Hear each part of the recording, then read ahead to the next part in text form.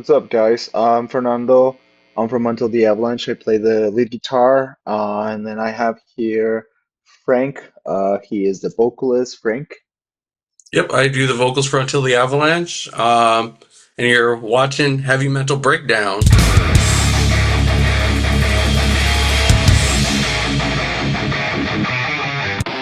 Sick. So first off, I found it kind of funny. I was laughing to myself, and I hope you don't take it any other way but just silly.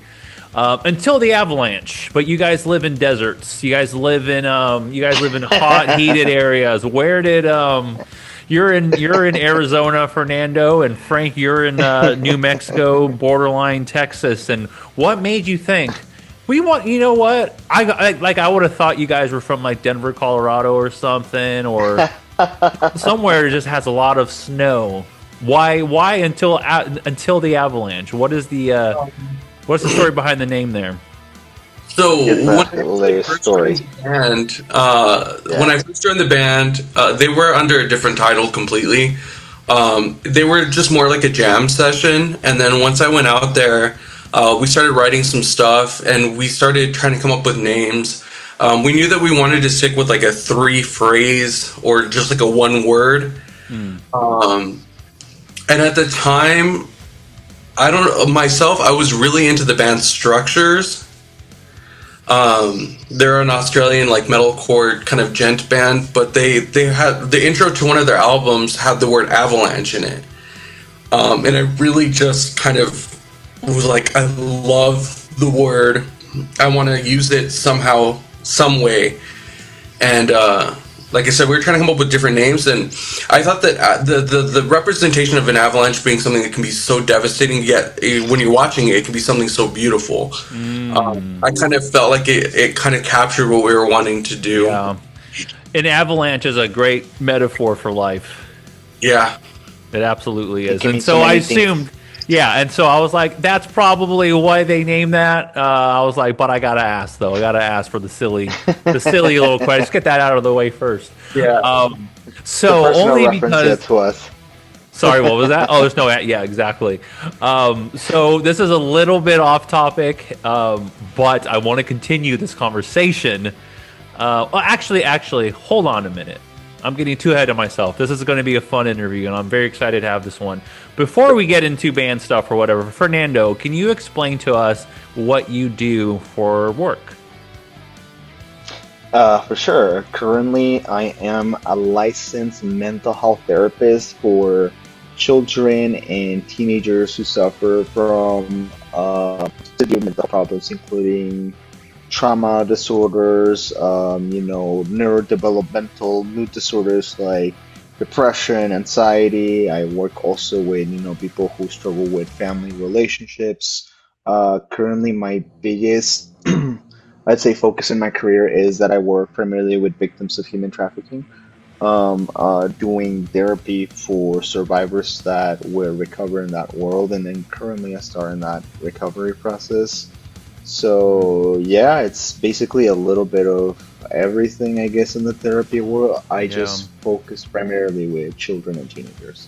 What made you decide to go into that field? Honestly, I think personal challenges kind of like push me in that direction, honestly, because I struggle with mental health problems myself since I was a kid, actually. I just never knew what it was, and then eventually Mm. it just kind of pushed me over to like, I know what I've been through, and I kind of want to do something about it to help others. I just don't know how. Plus, I talk a lot. I listen. I think I'm a pretty good listener. What can I do with it? And it's like, oh, there's, therapy and stuff like, oh, I can become maybe a therapist, and boom, And how happened. has this And career path been working out for you? You feel like this was the right route to go, and you love doing oh, what you do. 100%, man. Cool. Because when I started, I think I was still going through a transition in my life about, growing up, I guess just like a person who was addicted to alcohol, and just Mm. kind of like struggle a lot with it.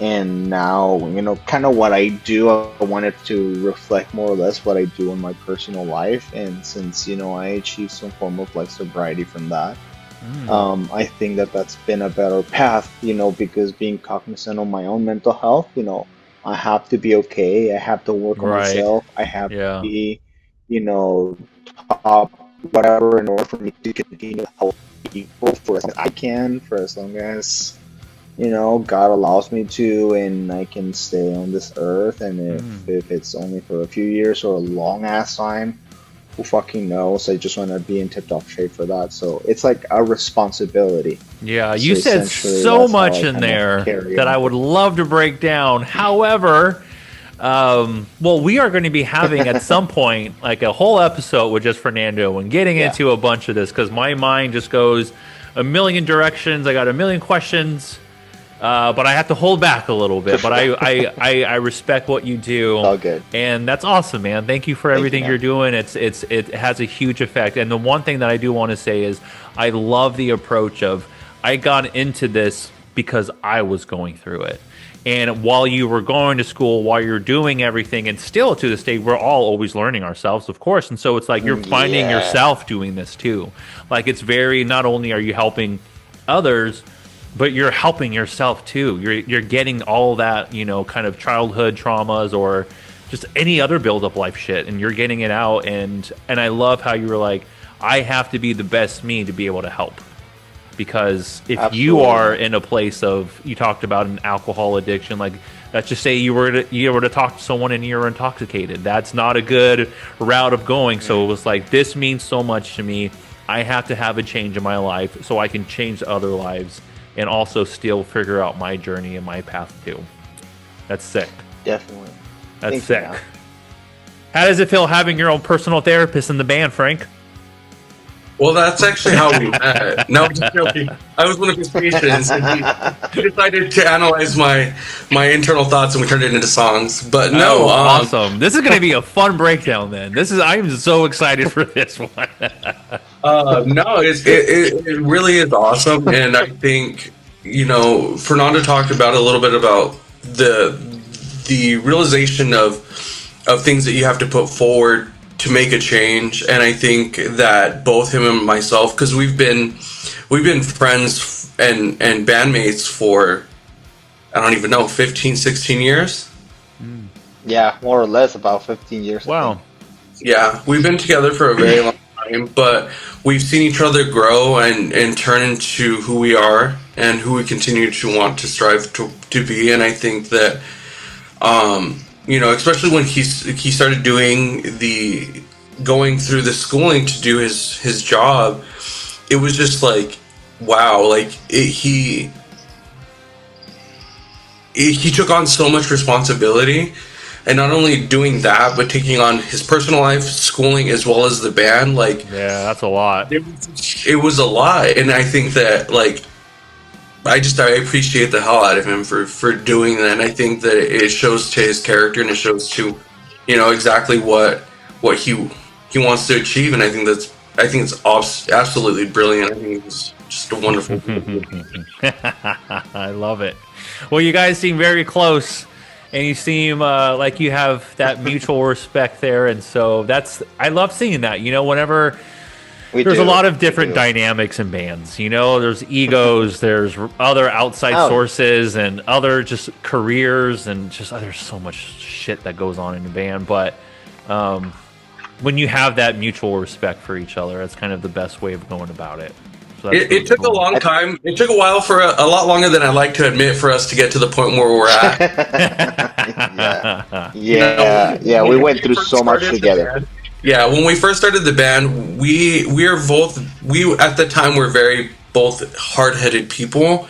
So when it came to writing Yeah. material, or even just seeing eye to eye on certain things, it was just a lot of butting heads, a lot of. But that's so normal, though. You know what I mean? Like when you put creatives in a room together, Yeah. that is so normal. Yeah, but I think it's gotten to a point now, because Fernando and myself are the only two original members of That's UTA. true.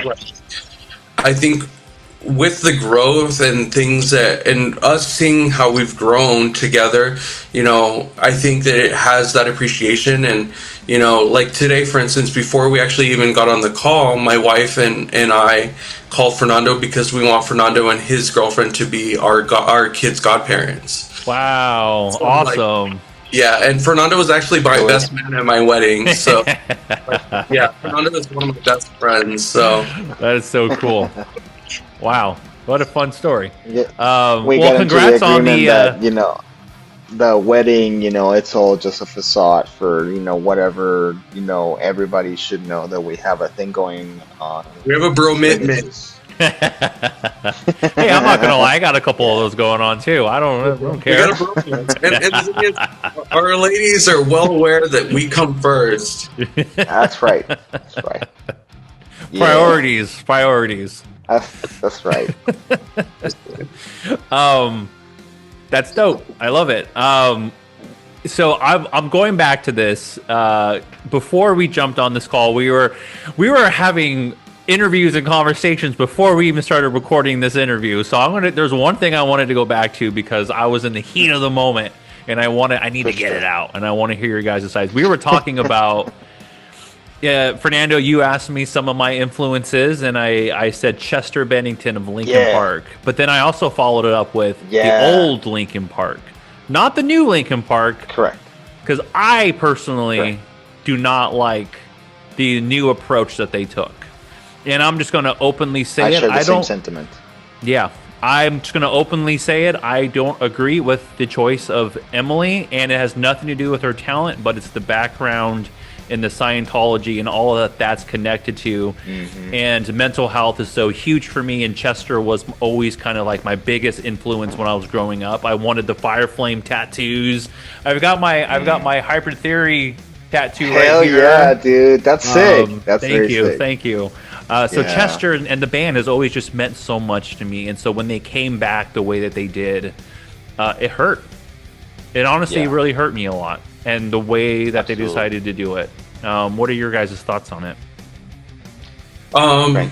So listening to albums like Hybrid Theory and stuff like that, at the time I was a teenager, so you pull to things that are like the trauma kind of part of it and pulling from your life. And I think from that to where they're at now, Chester went through a lot, and a lot that a lot of people did not see.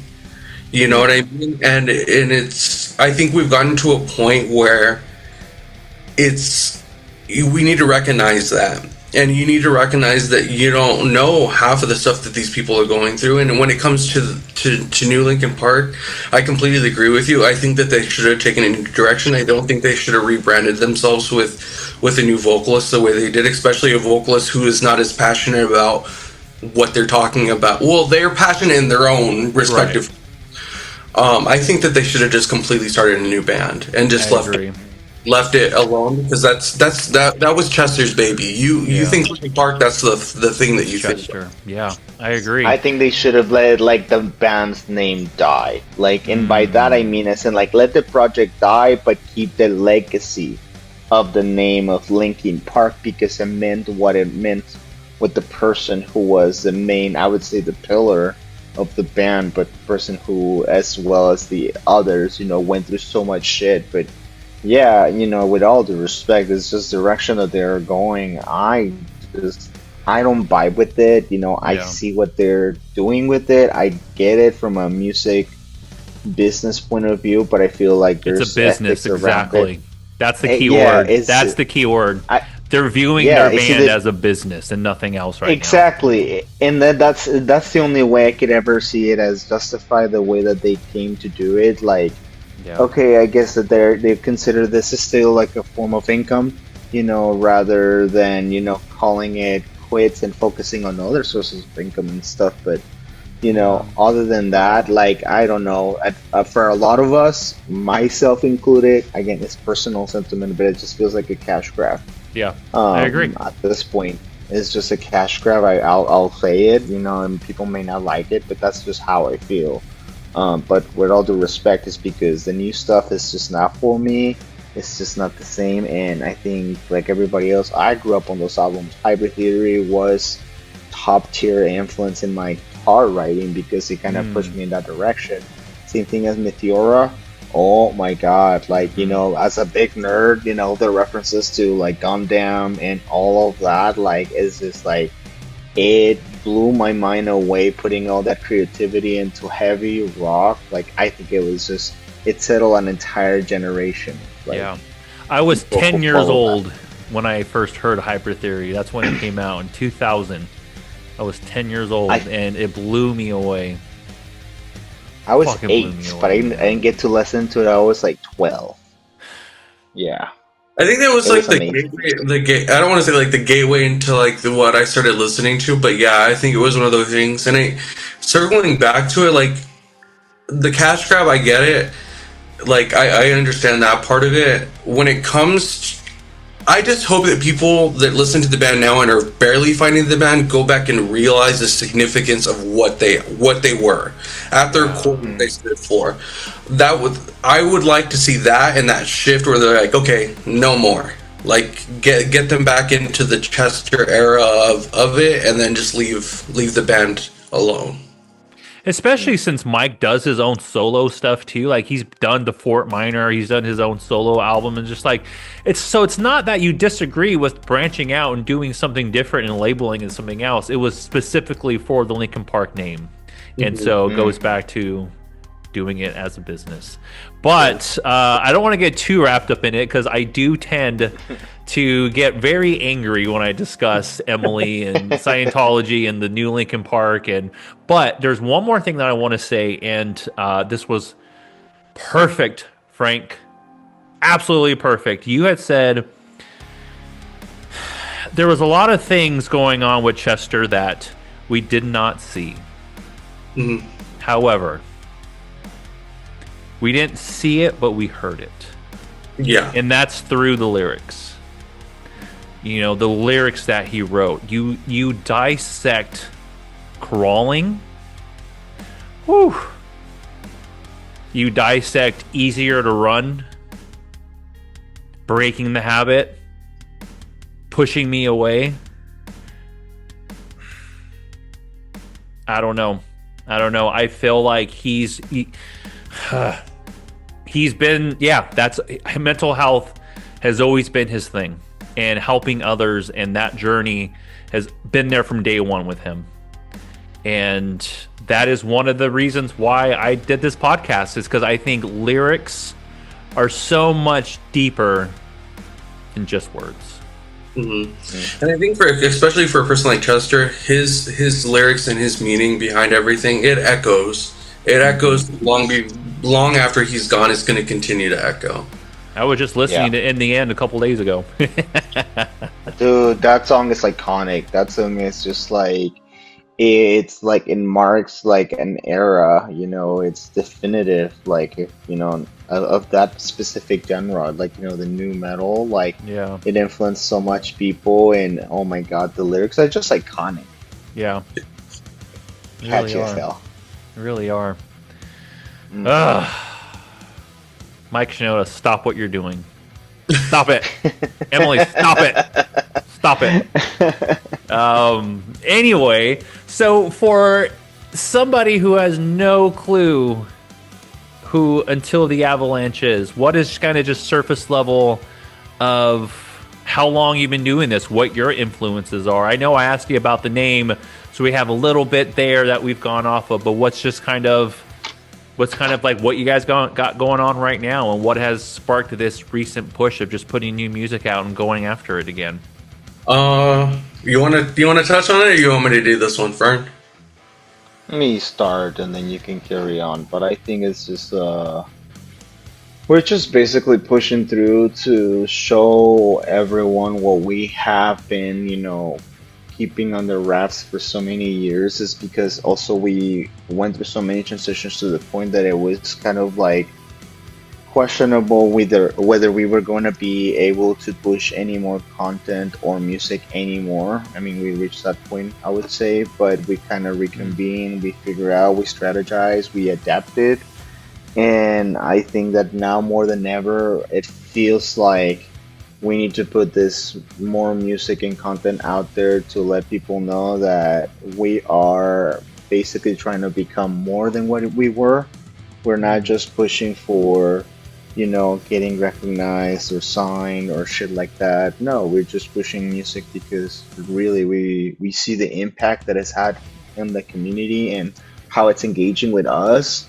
And now it makes more sense than ever to push more, so keeping more people engaged, more community, and it's kind of super sweet seeing people just kind of like, connecting and engaging and networking with us is honestly the coolest thing ever. And I think that we can tell you that this is just the beginning of like a new era Hell in yeah. like, Until the Avalanche.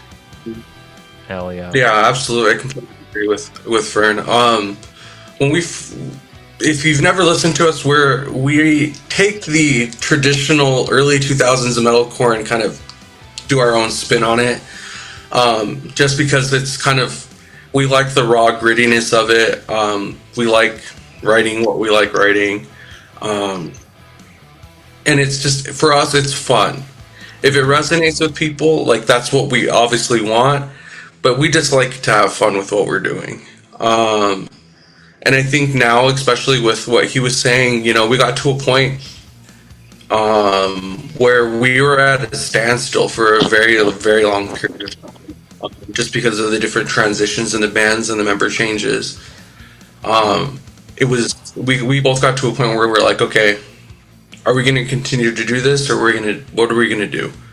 What years was the standstill at, where it was kind of just on pause for a little bit? 2018, was it 2018? Yeah, more or less. Approximately. That's How yeah, long more did or that less. go for? 2018 to when, or was it before that until 2018? To last year. Yeah. Actually 2 years ago. Oh So yeah, you're right. what? So Right. actually three. No, Yeah, we're in a whole new year now, Fern. it's Sorry, three. we're in a whole new year now, Fernando. So It's 3 That's right. years. I So, keep forgetting. I keep forgetting that we're 2026. that three was so years. last Wild, year, dude. bro. That was so last year. But Sorry, go ahead. That's wild. um, I think we had released our initial like EP album, Malevolent Eyes, and we found a lot of local success with it. When it came to pushing it online, we didn't know how to properly do it. And then we hit a standstill because we lost members at that point, and it like all that momentum kind of just stopped. And it became really difficult for us. And then at the time, too, Fernando was going to school, things like that. So it was just like, okay, it's time to kind of take a step back, kind of readjust, and try to figure out what we're going to do. At the end of 2022, I let my drinking get out of hand, and I almost lost my life on November 26th of 2022. I actually have end-stage liver cirrhosis. So after that, they had only given me about a year to live, and I decided that at that point that I was going to re-release Malevolent Eyes on all social. I was on TikTok a lot, and I just started pushing our music. What a story there. What a story there. I started to push the music a lot more on TikTok, and it caught so quick, and it ran. I didn't expect for it to be what it was. I didn't expect for people to really care, because we had released it 5 years prior to that. And it was just like, wow, like it relit something that had never truly died, but it just threw gas on it. So not to say in between that stagnant period of time, Fernando and myself were still writing music. Oh yeah, we were. We had to do a complete album in between Malevolent Eyes to the new 2 singles. We've written a complete album. Going back now, we're revisiting it, and some of the material that we initially wrote after Malevolent Eyes has been reused for songs that we're writing and releasing now. But at the time, they weren't ready. I don't feel that, looking back at it. Mm. I don't feel like it was ready. I don't feel like the lyrical content was what it needed to be. And I think that that break gave us the chance to not only push it in a way where we both have that understanding of it's not just about us anymore. It's about everything. So This is bigger than us. yeah.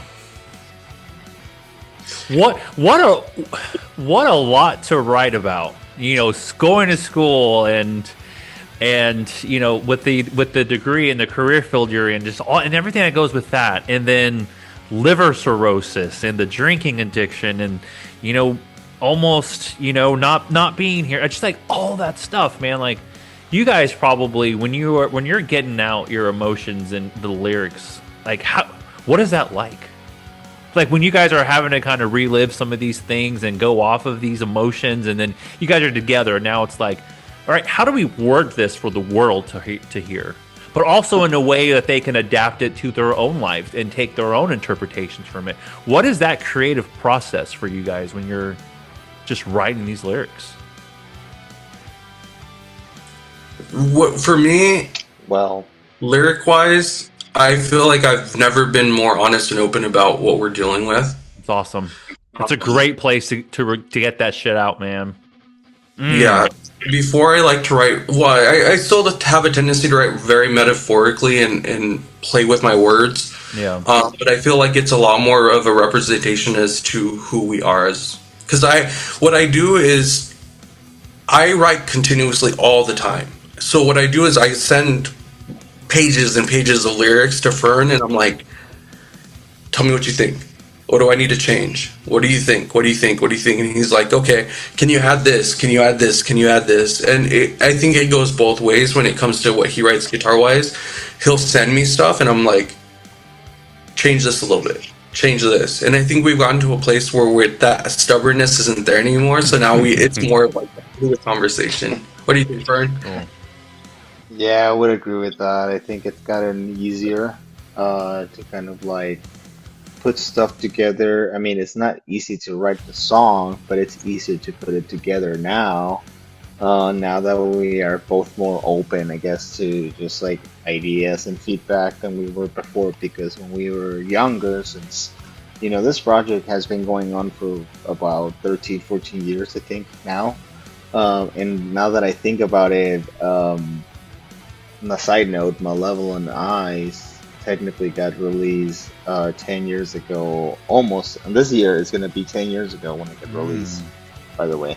But we basically grew together, you know, or development, you know, I guess, social emotional, if you want to put it that way.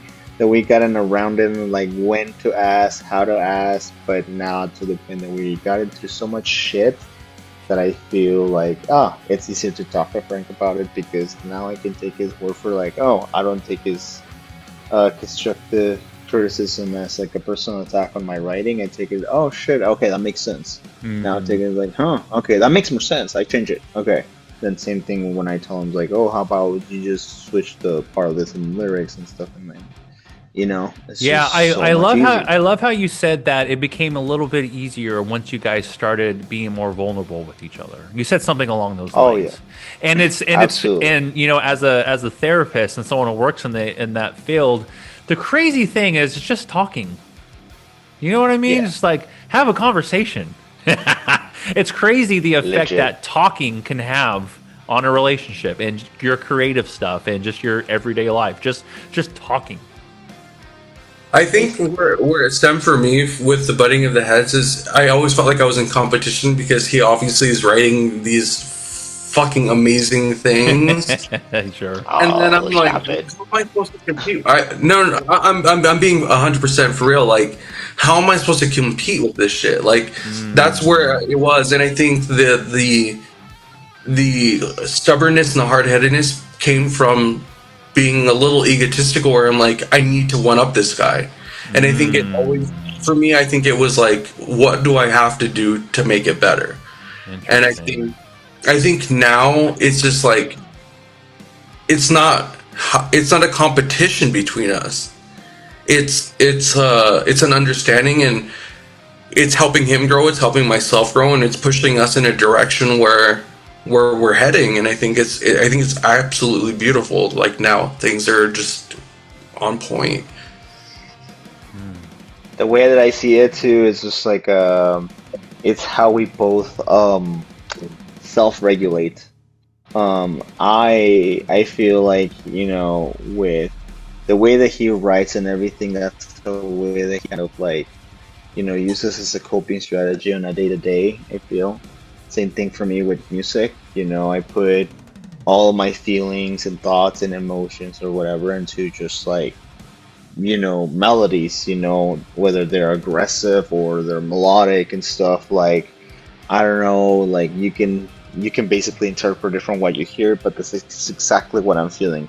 If you remove the lyrics, those are my feelings right there. Frank's lyrics just kind of like add another layer to that, and I feel like that because we're in synchrony, it's easier to put it together when we just make those tweaks. So it's like, hey, change this. Hey, let's add this, or let's remove that. I feel like that itself is like it's like a metaphor, or no, actually, not even a metaphor. It's the actual component that shows where both the vulnerabilities meet and how we grew together to just kind of make this work. Like, hey, change this, change that. It's just like what shows how much we've grown, the fact that we still encourage to receive feedback and give each other feedback. And I don't know, it keeps the relation, the creativity going. It almost feels like this album and this new music happened when it needed to. Like Absolutely. you guys, like it had always been Absolutely. there. You had always loved it, but there's other things you wanted to achieve in life. There was other things in your own personal life you needed to figure out, you know, and kind of get a hold of. And you just weren't in a Yeah. place where you can write real, true music because you weren't kind of feeling real and true to yourselves.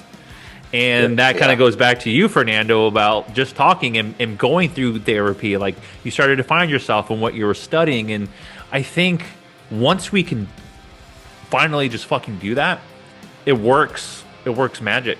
You know, it's now you guys are It in does. this really real spot where you're vulnerable and making the best music you ever have and making an impact and self-respecting each other. And like, I think it's perfect how it all kind of worked out. And now you have these things in your life. You just got married. You're working.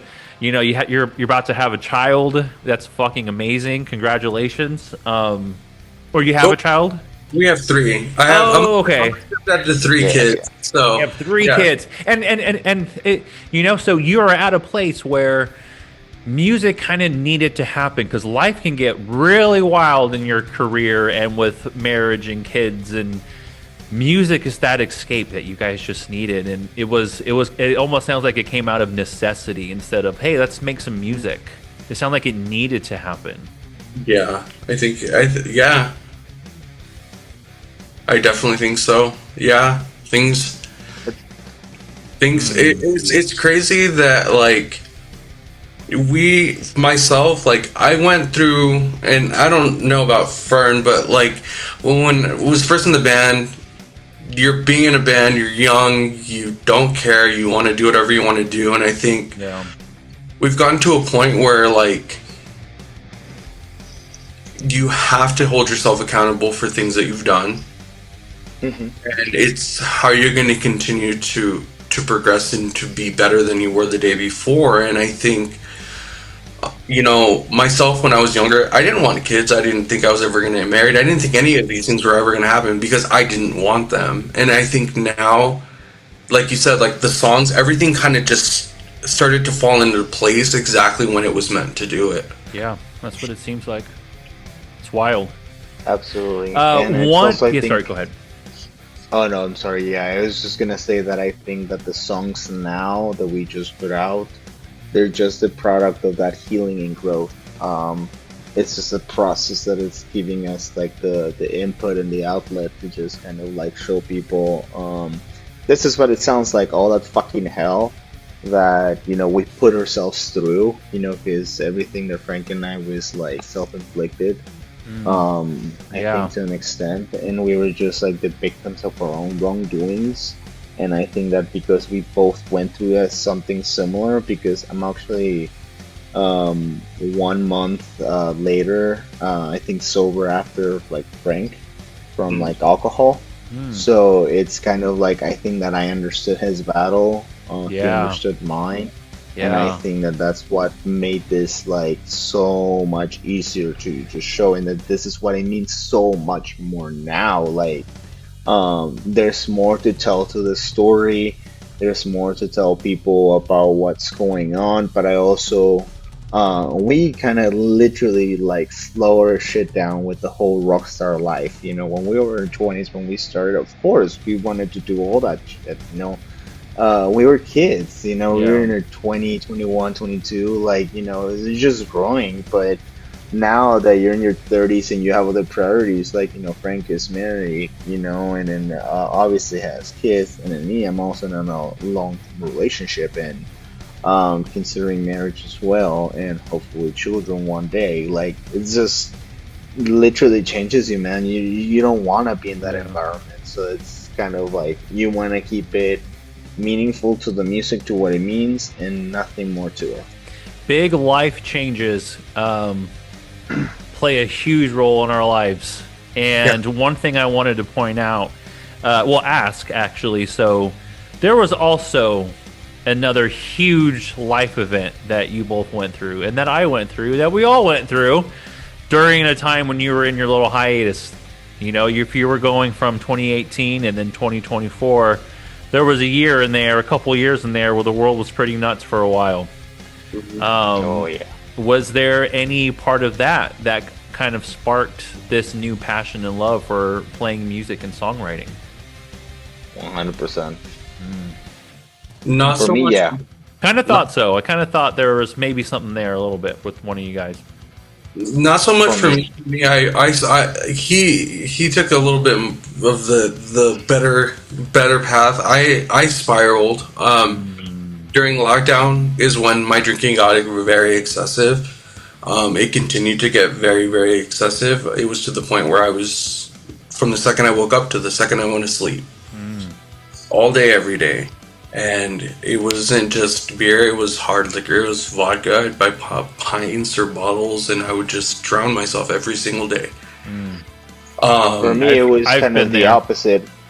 I was like, um, I was in the middle of like finishing grad school, and then working a full-time job at the same time. So Yeah, you were about to basically, jump right into, like, you had your whole career ahead of you, and then it's like boom. yeah, and I had so many mental breakdowns, you know, the fact that it was like the world went to a fucking standstill and I still had to fucking finish my degree and do all these things in front of the Arizona licensing board and shit.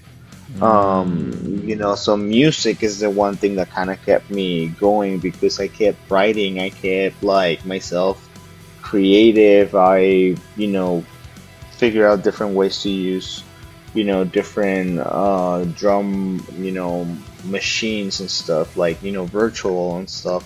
Yeah. But I was also kind of like Frank. I was overdoing it with the drinking and stuff, but for me it was other stuff. It was drinking, it was smoking weed, it was you know, being with multiple partners. So Mm. you know, I just had multiple like outlets in my It was a very opinion, and confusing but time. mhm. it was, yeah, it was a very dark time, I would say. It was Yeah. just, it's a blur. So Frank, you talk about how 2020 was a bad time for the drinking. So that kind of sparked a question for me. A lot of us don't like dealing with our own shit until we're kind of forced to, and I think 2020 was one of those things, or it kind of forced a lot of us to figure out who we are and what we want to do. When it came to the excessive drinking, was it because of confusion and just kind of the crazy time we were in? Or did you find yourself drinking because you found yourself also kind of just being with yourself and your own thoughts and not knowing what to do with them? It was a combination of things. It was the environment that I was in. Mm, Um, I was in a very toxic environment. I didn't realize what it was. me And too. I didn't realize it until 2 years later. um, Crazy. it became where I had a glorified drinking buddy who I thought was a friend of mine, and it got to the point where it got really out of control, and towards the end of 2022 is when everything hit that peak when I got hospitalized. I just let it get really bad because I didn't want to deal with it. I was depressed. I didn't want to be alive. I didn't want to do anything. For me, it was just an escape, and it continued. Gotcha. It was kind of just everything. It wasn't even like a specific thing. It was just every fucking thing. Yeah, it was everything. And working from home, I could get away with it. Sure. I could, I didn't have to be on camera, so I just sit there and do my reports and stuff like that, and I could just continue to do whatever I wanted. I wasn't held accountable, and I didn't hold myself accountable. I was just like, I'm going to continue to keep doing it. And it just, yeah, at the end of 2022 is when it came to a sudden stop, and that next couple of months were even now that there's hard moments, but there for a while everything was really bleak.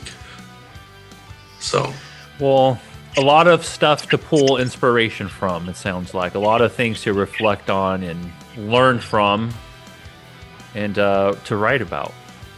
yep. Which brings up my next question. We are here because of a song called Deadweight. Why did you guys decide to go with this song tonight?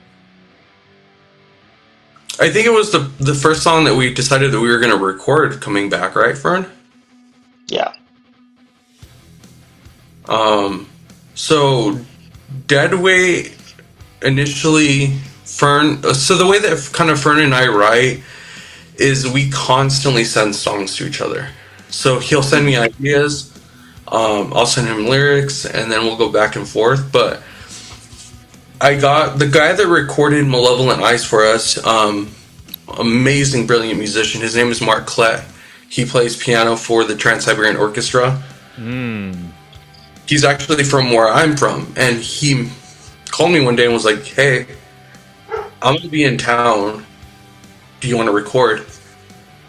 And I was like, I haven't stepped into a vocal booth or even recorded vocals in so long.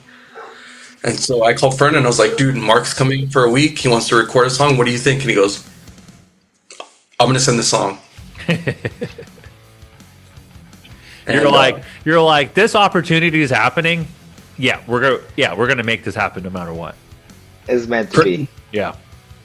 Pretty much. And then Fernando hit me up, not even the next day, and was like, "Hey, we're going to do 2 songs. Can we do 2 songs?" And I was like, "I don't know if Mark has enough time, but I can ask him." And I was like, "Hey, can we do 2?" And he's like, "We may be able to squeeze in 2." And I was like, "Okay." And with me with writing, but not necessarily structuring songs the way we used to, because we're not close to each other anymore, physically, like in the same area. It was nerve-wracking. It was nerve-wracking to be back in recording vocals because I hadn't done it in so long. Lyrically, I didn't know what I was going to write about. I had a million different ideas, but piecing together Deadweight was overwhelming. Just because it's our first song back, I wanted it to be a representation of where we were going, lyrically, with the vulnerability of what we're doing. And it was just like, okay, now the reality's starting to hit me. Okay, we got to do this. We got to make this change. We got to be more upfront about it. And so yeah, it was crazy. It's crazy that like you said, like everything kind of happened coincidentally, but not.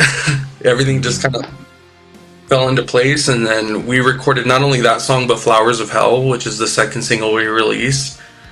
And I actually pieced that together in studio with Mark. So he kind of co-wrote some of the stuff that are on both of those songs. So So this one just came out this year. I'm sorry. See, now I did it. No, you This didn't. song just came out last year. What was the reception like? How did people receive this track? Pretty well, I think. It was surprising. We were like, honestly, I personally didn't think I had, high expectations because it's like, oh, it's just like it's a groovy song, both of them. It's like, oh, I really enjoy them, but it's probably not everyone's cup of tea because it's metalcore and it's deathcore all together. Influences here and there. And I know nowadays, what we listen to, it's become so modern that there's so many more things to it that I don't even know what people are into that much anymore. So I feel like let's just put it up for fun. Yeah. And it just surprised me that people were so into it. Like, people were actually jamming it and promoting it and actually like expecting us to release it, which was pretty cool to see. And Nice. just receiving a bunch of cool messages from people saying that it's, actually heavier or like more thoughtful than it meant. I don't know. That was really, really cool. Have you guys played this live yet? no, No. Nope. no. It's gonna be special. Yeah. Yeah. Not to say that we haven't practiced it. Like I know that he practices it along, and I've done some. I'm in the process of doing a one take vocal for socials, but yeah, actually getting together and practicing it and performing it live is something. But it is in the works to get it played live a little sooner than later. So. I've got a question for you. So I'm looking at the artwork for the song right now, and it's a circle, it is a all white background with some rose petals around it, Mm-hmm. and it says Deadweight right in the middle. What is that? Why did you guys go that route? What does that mean? So initially, when we were writing the album in the middle, we wanted to write an album called Riptide. Beartooth, Riptide. You know that song? Yes, so that's why Fucking we love did, that song. that's why we didn't go with that, is because of Beartooth. But I really like the idea of what using like Avalanche as I like the one word simplicity, and I was Riptide just kind of suddenly happens. You don't really know when it's going to pull you under, when it's going to happen. And Riptide by Beartooth came out, and I was like, I can't use that. Are you guys I Prevail fans? The old I Prevail, definitely not the new one, but the old one. I've listened to them here and there, but I've never really like dug into their music like that. Check out their track called Deadweight. It's a great song. Okay, I haven't listened to it, so It's so I'll check it out. good, so good. But the like the rose petals thing. What is that? What does that mean to this track? So it's both the album artwork for that as well as Flowers is the same. It's just the font in the middle. Okay. So usually when we were coming up with album, because I do all the album artwork design myself. We only have 3 members at this point. It's me, Fernando, and Brennan, our other guitar player. And the initial thought was that it was going to be 3 roses that were cut up and kind of dissected and placed out to a point where it's beautiful, but it's destroyed. It's destructive, but beauty.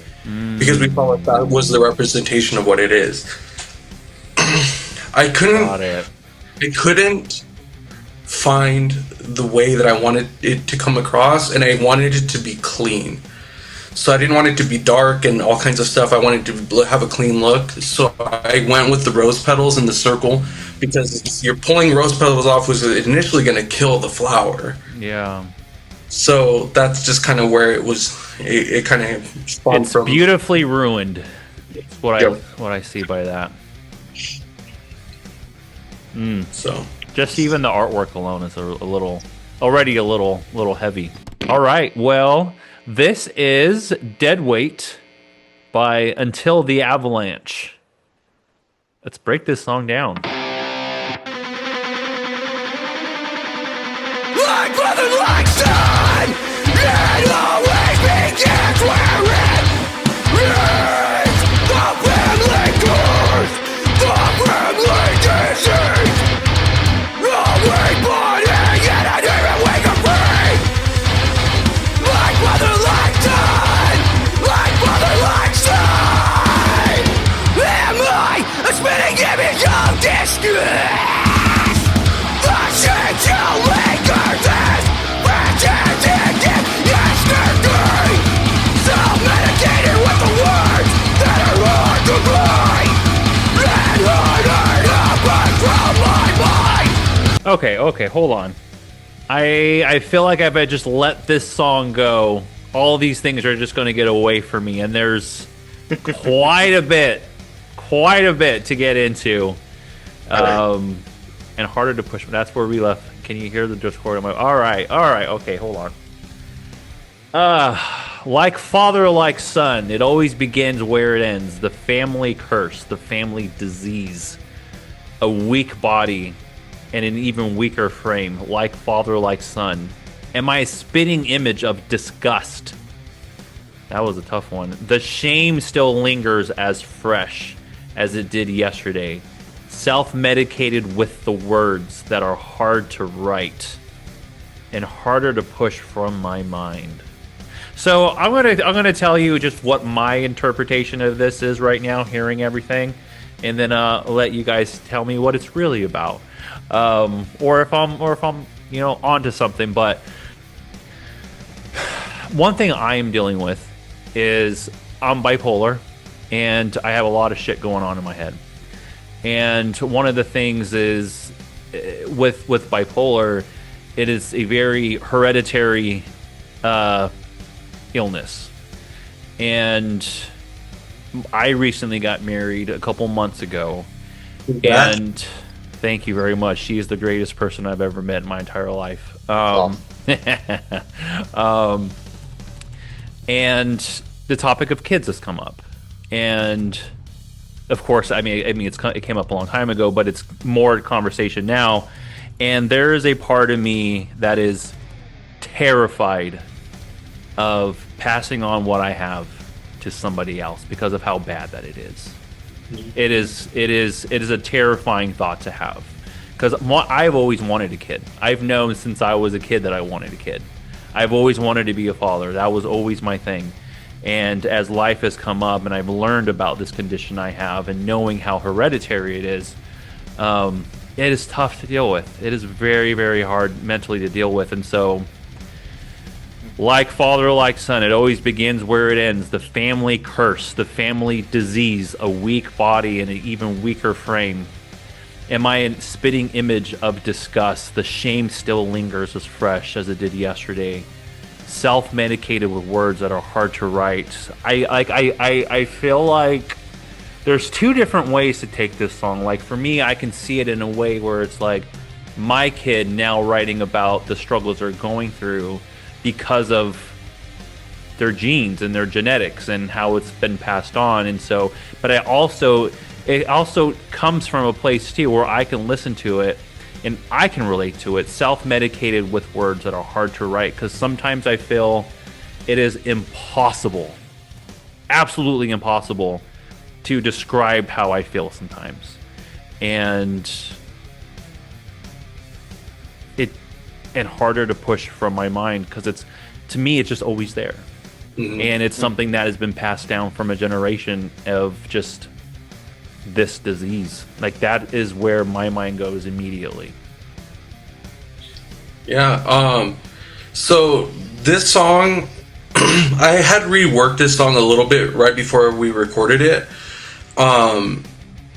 This song is the continuation of a song that we released called Inheritance. Inheritance was originally it is on Malevolent Eyes. Talking about the progression of where we were to where we're at now, this is kind of the reason why we decided Deadweight. Inheritance was written when I was very angry at my biological dad. and there's a line in that song that uses it says, my father's shame still lingers in my skin, in inheritance. And then I reference it in this song by saying the shame still lingers as fresh as it did yesterday. So it's referencing that song. Because it's a continuation. There's actually going to be 3 parts to this song. There's inheritance, Deadweight, and then another one. But the like father, like son part is because right before we recorded this song, I started to mend things with him. We had gone about 8 years without speaking. He had a stroke, and he was left with the left side of his body completely, like, pretty much dead. Rough.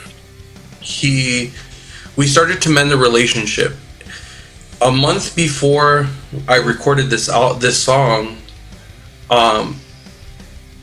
me dealing with liver cirrhosis and getting to a point where, like, because there's things that come with it. So one of them is called hepatic encephalopathy, which is brain confusion. I was supposed to go and visit him to help him set something up a month before. That morning, we were at breakfast with my parents, and I started to get brain fog, confusion. I was out of it. My wife had to work, and she's like, I don't trust you driving. And I was like, I don't trust myself driving. So I text my dad, and I was like, hey, I'm not going to be able to make it. I'm having a very, very difficult morning. And he went off on me.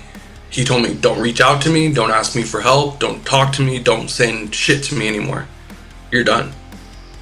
And just because I'd rather...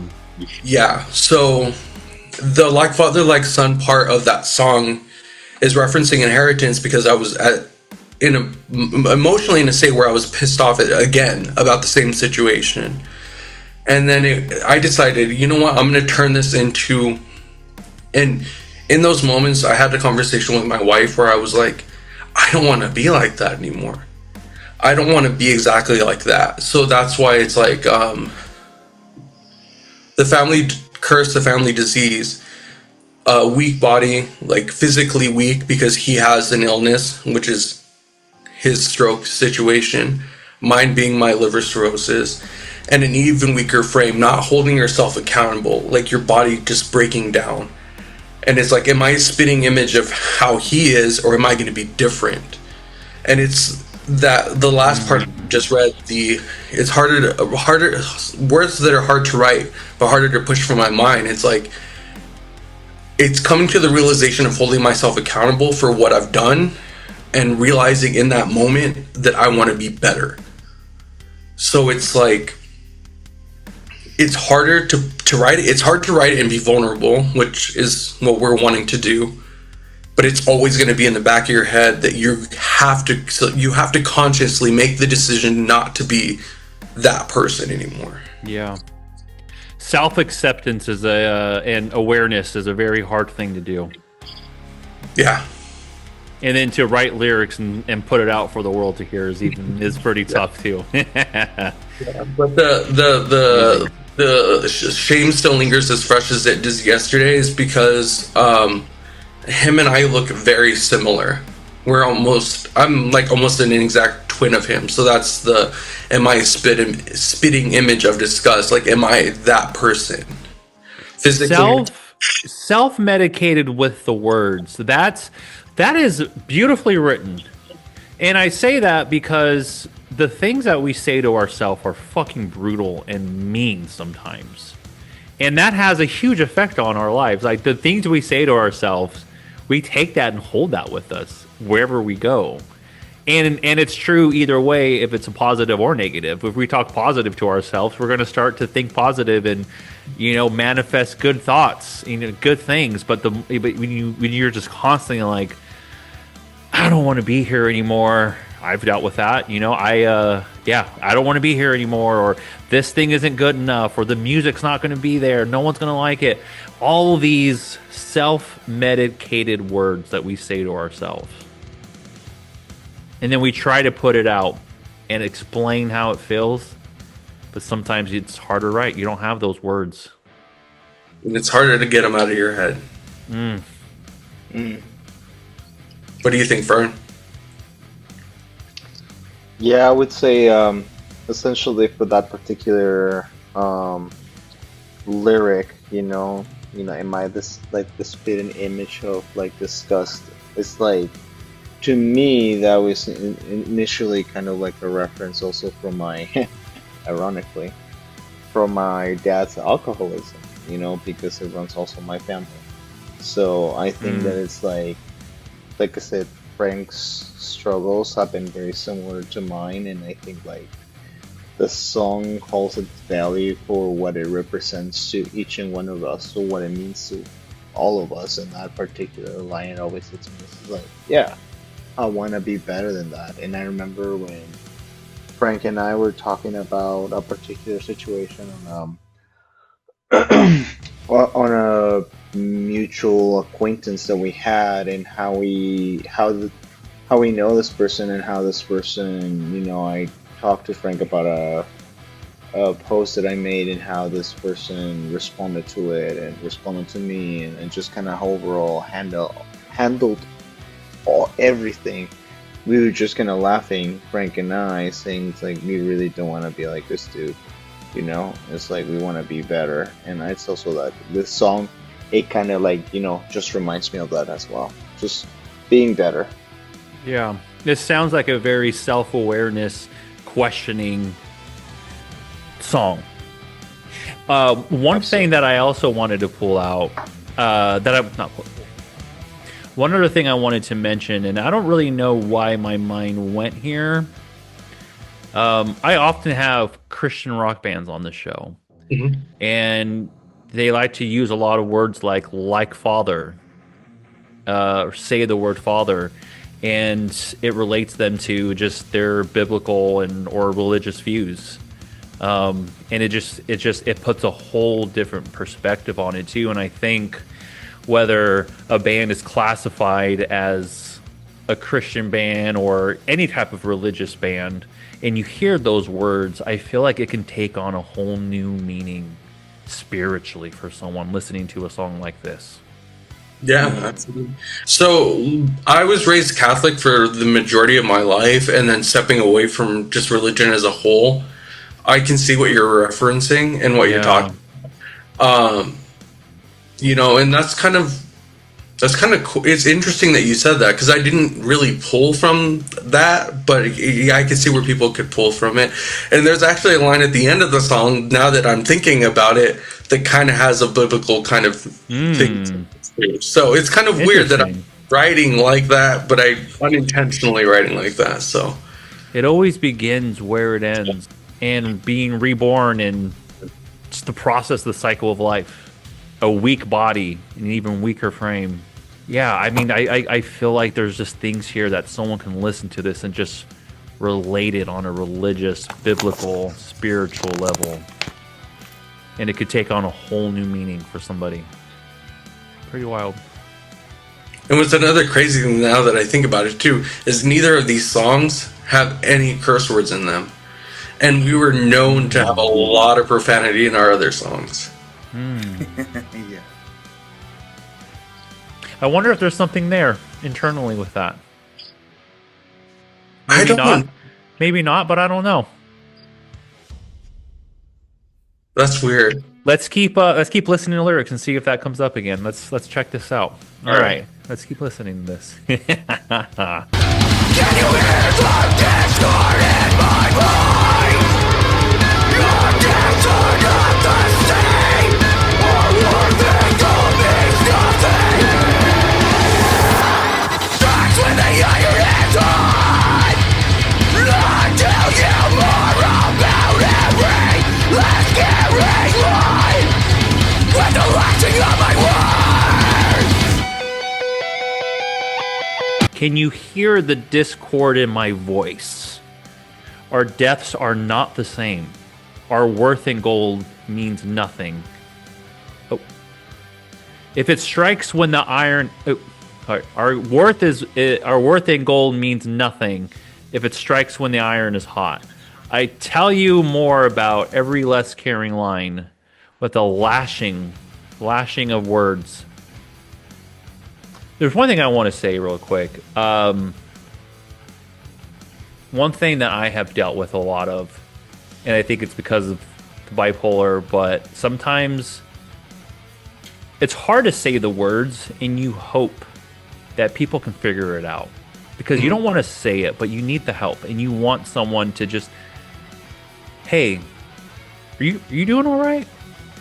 You know, it's like sometimes I hope that the way that I feel is on display, or the things that I say are, and the tone in my voice is a representation of how I'm feeling. So when you say, can you hear the discord in my bass? Can you hear the discord in my voice? It just takes me to those moments where I'm just hoping that someone recognizes my pain and approaches it so I don't have to. You hit that right on the head. So the next line is, our deaths are not the same. It was written from a very angry place, being, I'm not going to end up being like you, and my death is going to be different. And I guess that's interesting you say that, because in like a biblical sense, there was a death for everybody. Yeah. This is I'm dying for you. I'm dying for, you know, whatever you want to take from that, or whatever you believe in. But that is there a little bit. And I think the lashing, to me, I just see whoosh, whoosh, which was brutal back then, man. Fucking brutal. I meant it more of like how words can cut deep. Sure, but visually, yeah, I see a like a slashing, just like something that hurts. Whether it's metaphorical or lyrically or visual, there's certain words that just, and strikes when the iron is hot. I just feel like there's things in here where just like I can feel pain. I can feel it because in the way that it's described. And pain doesn't even really need to be something physical. Like a lot of it's mental too. So it's like it doesn't even need to be like a physical thing, but you can relate like your mind to the iron is hot. Like you're hot, you're angry, you're mad right now. The lashing of my words, you feel like the words you're saying are just so mean and so brutal that you feel like you're lashing somebody with the words that you're saying, and then you kind of regret it afterwards maybe, but caring less. Brutal lyrics. What are your thoughts, Fern? Well, essentially it's kind of like definitely a representation of like how we see ourselves compared to the people that we don't want to be, because I feel the same way. Essentially it's kind of like, yeah, like what is this, like our deaths are not the same. Particularly that's the way that I kind of felt, as in like I'm gonna be a better version of like you know, and it's not with the intention of spite. It's just a reflection. It's like I don't want to be like you. As a therapist, I'm sorry. Go ahead. No, you go ahead. No. I was just gonna say, as a therapist, and the words, can you hear the discord in my voice? I feel like that's a huge part of your career, a huge part of what you do, because I think the tone and the way certain words are delivered is very, very important. You can say one thing a certain way, but you can say it something else, and it just has a whole different meaning to it. So I feel like that's almost part of your job, is to hear the discord in people's voices and analyze it and break them down and really just dig in there. Yeah, and you'd be surprised how many people don't like when I point that out. Yeah. How uncomfortable they get. Yeah. Every time when I like, you know, have someone in session, it's just like, yeah, I noticed how your tone of voice was breaking and kind of like how your eyes were shifting as you were telling me this. It seems like this is rather uncomfortable for you. Can we talk about that? Yeah. And that's when like people, particularly kids or teenagers, get more avoidant and more irritable, kind of like the fuck you mean? It's like, Yeah. I don't want to fucking talk about this, you know. So it's. But that's why it's important for you to hear that in their voice and to figure out what that is. Yeah, essentially, it's kind of like, you know, it's about being seen, you know, and heard. Our deaths are not the same. We all die. We all have to go through that at some point. But it's all, our lives are completely different journeys, and we all go through something completely different. Our deaths, so much is involved with death. Not even just the passing of your life, but what happens after that. And spiritually, or just even family and friends, and how does that affect everyone? And it's our worth in gold means nothing. Like at the end of all this, money, gold, none of that shit matters. Nope. Everything's momentary when it comes to stuff like that. Yeah. Yeah.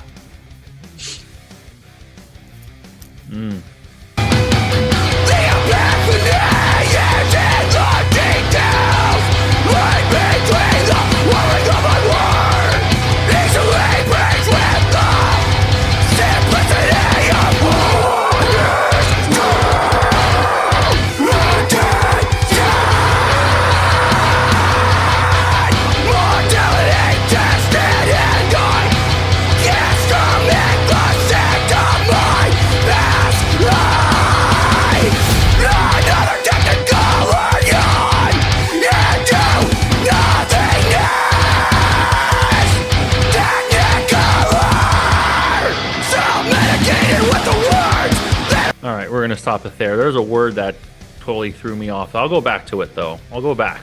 The epiphany is in the details, laid between the weaving of my words, easily breached with the simplicity of an honest, true intention. I'm going to go back to that one. Mortality tested, and I can't stomach the scent of my past life. Past life. Another technicolor yawn. Technicolor into nothingness, and then you go back into the self-medicated with the words. All right.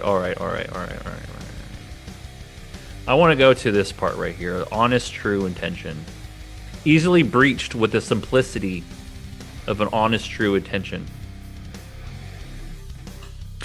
It kind of reminds me a little bit of, and I could be totally off here, but that line kind of reminds me a little bit of what you guys were saying earlier about how you guys kind of went through all your own shit and then were butting heads, but then came back with an honest, true intention of being real with each other and being at a place where honesty is a key thing in this relationship. And your intention was to, we're going to go out and be honest.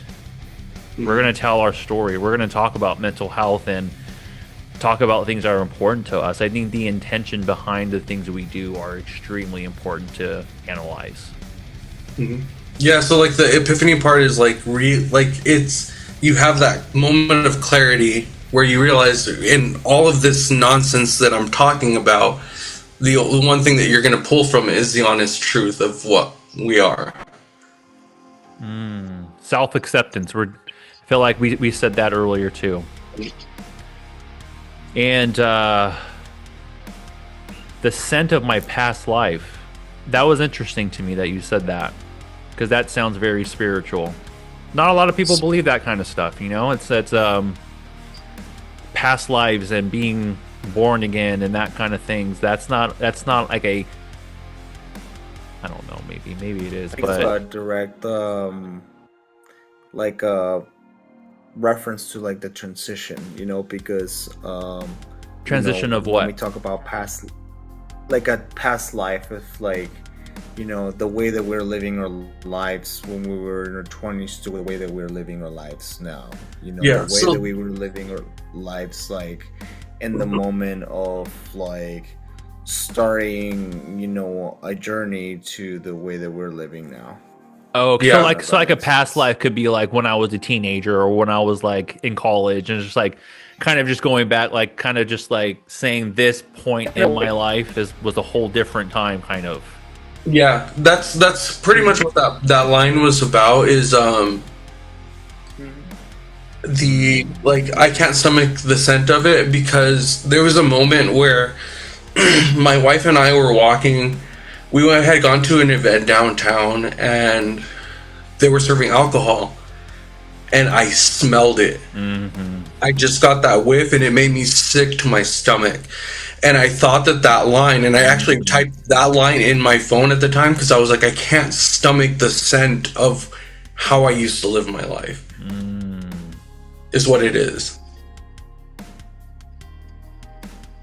Like even now, like exactly what it meant for me. if people are talking too close to me and they've been drinking and I can smell it, it makes me sick. It makes me physically sick. Mortality You know tested. something funny, Frank? Huh? You want to know something funny? What's up? That's also a trauma response. Really? Yeah. 100%. Well, I just learned something new. Thank you for breaking that down for me, Fern. How much do I owe you? Smells, touch, You know, just all those things PP are. touch, that's all. Yeah.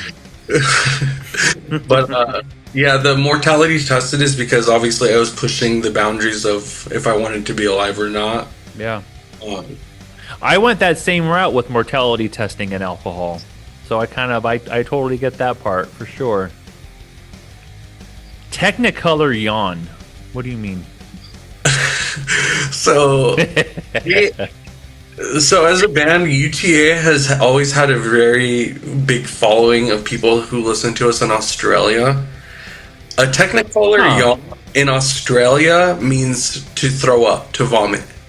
Oh. It's slang for throwing up. So it's me being sick to my stomach, another Technicolor yawn, like throwing up into nothingness because there's no point of it. But I like the phrase because it left you like, what the hell are they talking about? Yeah. But reference to the people that listen to us in Australia because they know what that phrase is. It's slang for throwing up. You know, I'm a big movie fan. I specifically horror, so I appreciate some of the posters you got in your background. And so when I heard Technicolor, I went to cinema and I went to just something that is just really fucking brutal. Something you see on a big screen and that people watch and judge. Yeah, I could take it that. But yeah, it was just a direct. I thought that the phrasing was cool. It is cool. I've never heard it. I'd never heard of that term before. Another word that they like to use is keen. Keen. I've heard that one. Yeah. Technicolor.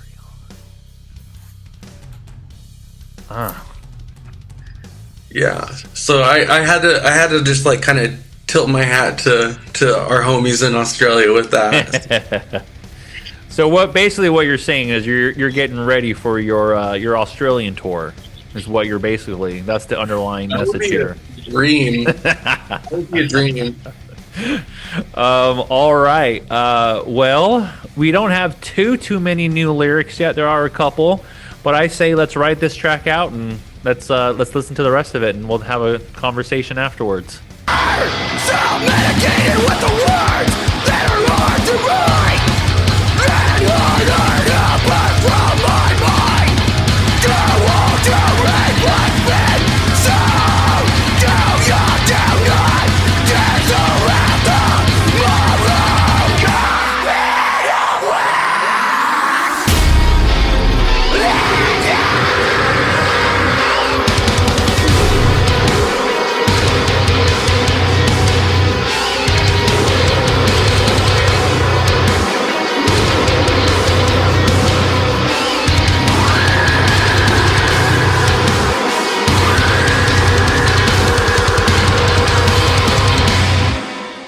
Well, that was Deadweight by Until The Avalanche.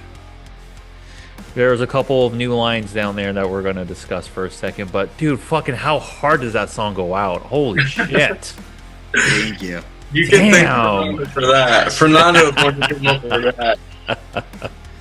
That breakdown took me a while to write, but It is great. And there was yeah. a moment too where it was like, and it's just like, then it went back into it. I'm just like, it's those little things, guys. You know what I mean? It's like those little things that bands and artists do, or it's like, yes, the breakdowns are dope and it's fun, but like when you can kind of add little things in there to kind of switch it up, those are the things people remember. Those skills took me a while to develop, and I Sure. think that's why the song is so good. It's just I think it's a reflection also of like the learning that I had to do about like production, because the guy who mastered this, you know, obviously he's amazing, but I learned things from him, so that's why some of this stuff is kind of like stuff that I learned in the early years. And it sounds amazing too. Like it just sounds like the highest quality fucking song you can get. Like it just sounds amazing. When I went back, when you played it just now, there's a part at the beginning of the song where the self-medicated part is repeated. In this part, in the very beginning of the song, Mark added, I don't know if you heard it, but there's orchestral parts written behind it. And that's why I said it felt a little cinematic, because I caught some little things in there, and it just felt bigger than the music. Yeah, Mark likes to add, like, we just tell him, like, you're classically trained, you know what the hell you're doing, throw whatever you want in there, and he just runs with it, so. He does. Wow. What a great person to have on your team, huh? Holy What's shit. crazy is we were the first metal band that he ever recorded, and we're probably the only metal band that he records to this day. That's sick. You're like, he's mine. All you other bands, hands off, except Trans-Siberian Orchestra. You guys can still have them. He actually just got done, I think, with the tour. He just got done with the tour. He posted a video of him playing. Oh He's yeah, just- they do their Christmas runs every year, huh? Yeah. Yeah, I've seen them. I think I haven't seen them probably since I was like 18 years old, so it was about 15-ish years ago or something like that. Ah, they're so fucking good. Yeah. So fucking good. He's so talented, and it's crazy to see like where he started and where we started to where we're at now, like both of us, just kind of seeing where he's at. Like he moved to New York and he's doing all this crazy stuff. Like, you know, he not only does this, he did the Meatloaf tour in the UK. He did an Adele tour. He does all kinds of shit. So like, yeah, He's in New York now. Yeah, he's in New York. Yeah. That's sick. That's where I'm at. That's where I live, is in New York. So if I see him, I'm gonna be like, "Hey, Deadweight, that was good, dude." Oh yeah, the Trans-Siberian Orchestra stuff's good too, by the way, though. But that Until the Avalanche, though, you're.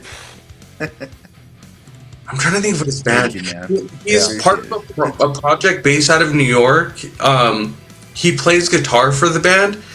The band is written. I think it's like a solo person, but she has people fill in for her. I'll send you the name. I can't think of it off the top of my head. Yeah, that'd be cool. Gigs out there. Oh, cool. Yeah, I would love to show up to one of those gigs. Check it out. So some of these lyrics: too old to reap what's been sown, too young to not chisel at the more. So, and when I first wrote the song, it was supposed to be chisel at the marble, but I changed it to marrow because it's in like tomorrow. Oh, gotcha. Interesting. Okay. Coffin of Wax. House of Wax is one of my favorite movies.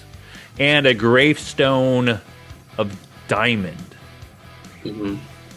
And that kind of reminds me of you can have all the money and all the jewels and shit, but ultimately where you're taking that is to the gravestone. And what does it mean at that point? Yep. Coffin of Wax. So the end part,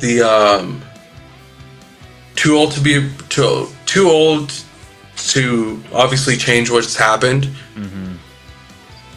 but still not old enough to not take the conscious decision and make the conscious decision to be better than you were. Yeah. Yeah, this is an interesting track because it goes into, and I think you were kind of saying this earlier, but I feel there's different I feel like there's different layers and different parts to this song, and there's some parts where you can see it as a little depressive and angry, but then there's times where it's like it's a little motivational in a way. It's an interesting structure. This song, because I mentioned it before that there's three parts to the song. Yeah. So Inheritance is directed at what was, what is, and then what's to come, or what is not later. So the third part of the song is actually going to be written for my kids. It's written for my kids. So it's where I started and being aggressive, being pissed off, being angry for all the wrong reasons and blaming someone else. Still being angry about all those other reasons because they gave me a reason to be angry, but realizing in those moments to make the decision to be different, to not follow the same path, and to be a cycle breaker. And then changing it to be the end, what is going to be the end of the song, or the cycle end breaker. I like that.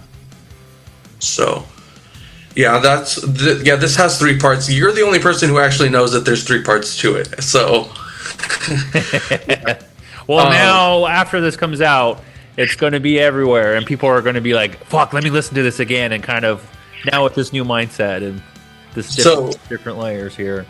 It's crazy that, like, when I wrote Deadweight and I referenced Inheritance, there are in the last portion of the song, or the trilogy, if you want to call it that, it's going to reference every part. So it's going to reference Inheritance, it's going to reference Deadweight, and then it's going to be its own thing. So I've got a heavy question for you. So obviously this track has a lot of emotional weight behind it, from especially coming from your relationship with your father.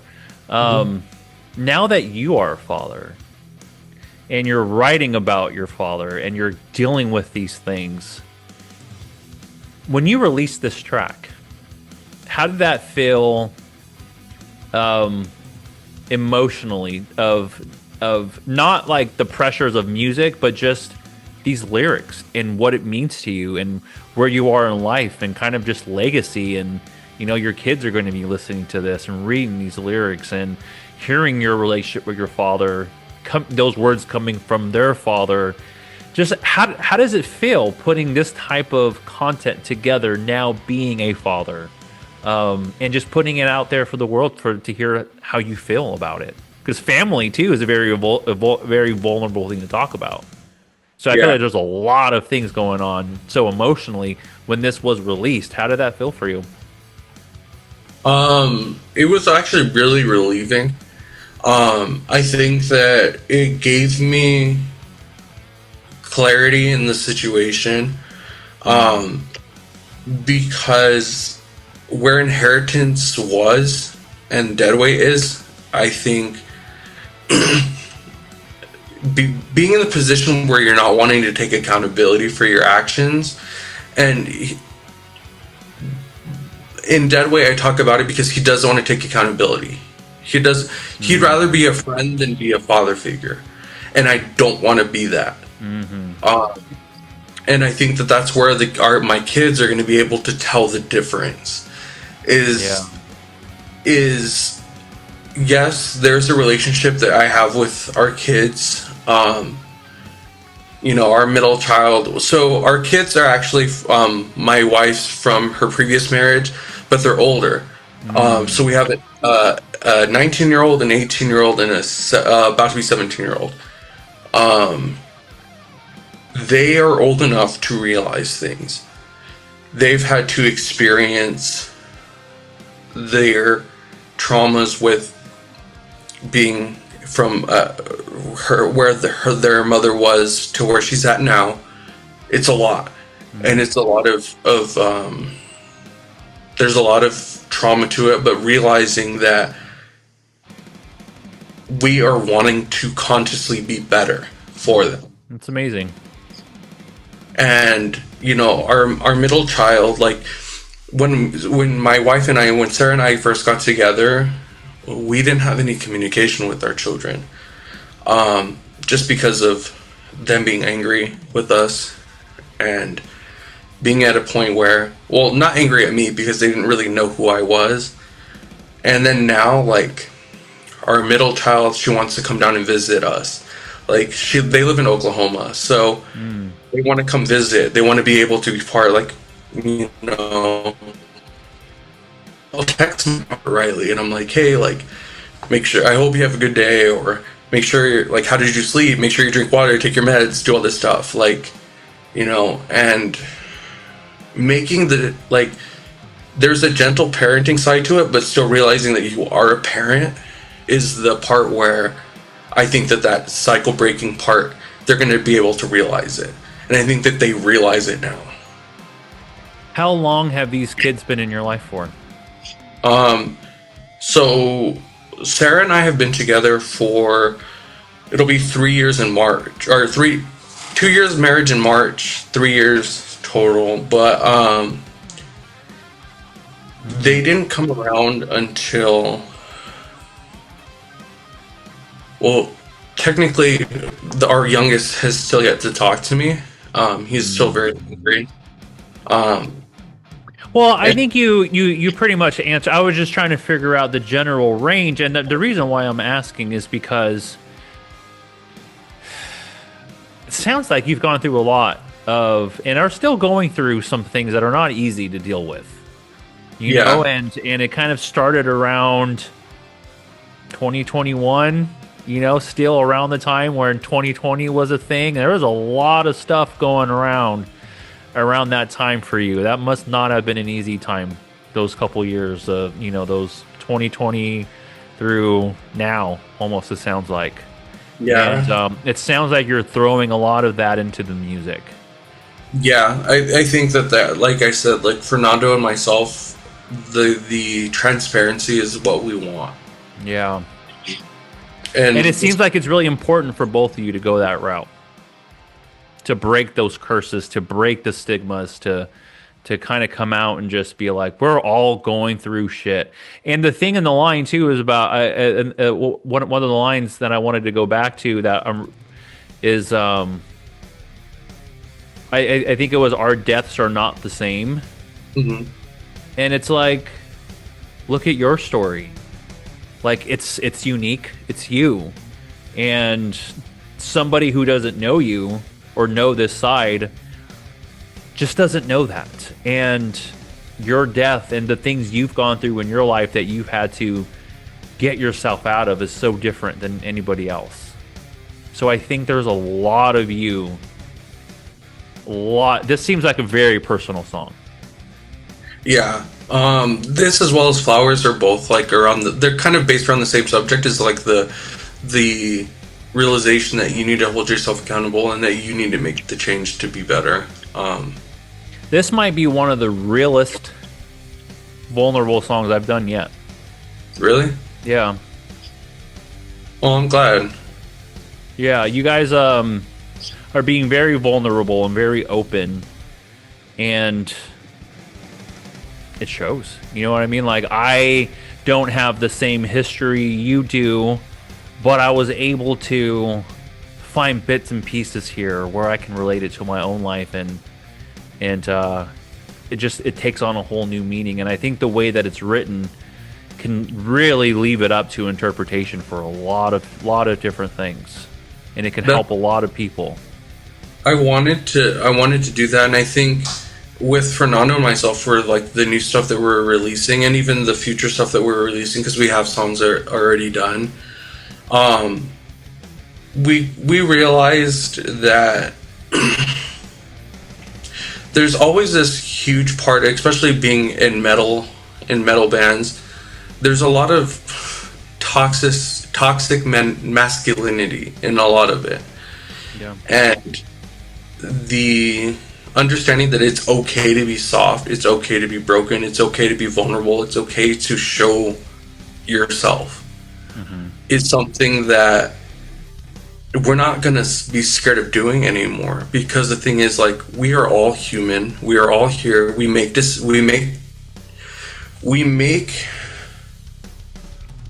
mistakes, but if you're willing to accept it, and if you need help, then at that point asking for help and realizing that asking for help does not make you weak. It makes you stronger because you're wanting to take that effort to be better for yourself, for your family, for your kids, for anyone. Agreed. I think that it needs to be more acknowledged, and I think that, you know, we all deal with things differently, but being open and being honest about it and showing the vulnerable side, regardless of how hard it is, needs to happen. One thing I want to go back to that you said that I've been thinking a lot about. You said there's, especially in the metal world, there's a lot of toxic masculinity. Mm-hmm. There is that, but there's also things that we learn as men from our past and our fathers, that we hold with us, and we think it's not okay to, maybe it might not be the best thing for us to talk about our feelings and emotions. But I'm going to tell you what, and I didn't know it was going to go this way. I had no clue, but it makes so much sense. So I started this podcast in March of this year, and my number one, like, if somebody were to ask me who is your audience, I can answer that in a second, because I am blown away by it, but I also understand it. So it is men, age ranges 25 to 34. That is 85% of my audience. And I think that it's a beautiful thing that men in this age range are stepping back and questioning things and looking at things a little bit different, and are open to even just hearing other dudes talk about their mental space. That is the number one audience member that I have, and I think it's so important for everybody, but men, and the numbers are showing it, that the effect that music has on our mental health and the way that we navigate it. And I think a lot of us, especially as men, we like to scream it out.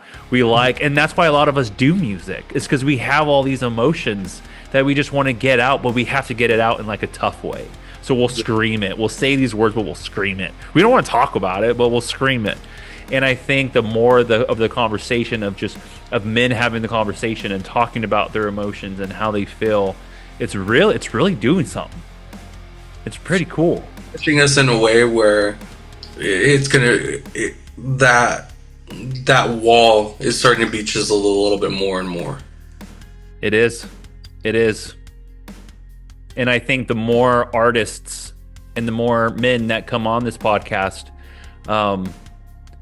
it just keeps proving that point, and it keeps it just showing that it needs to be there. There is an audience for this, for men in this age range.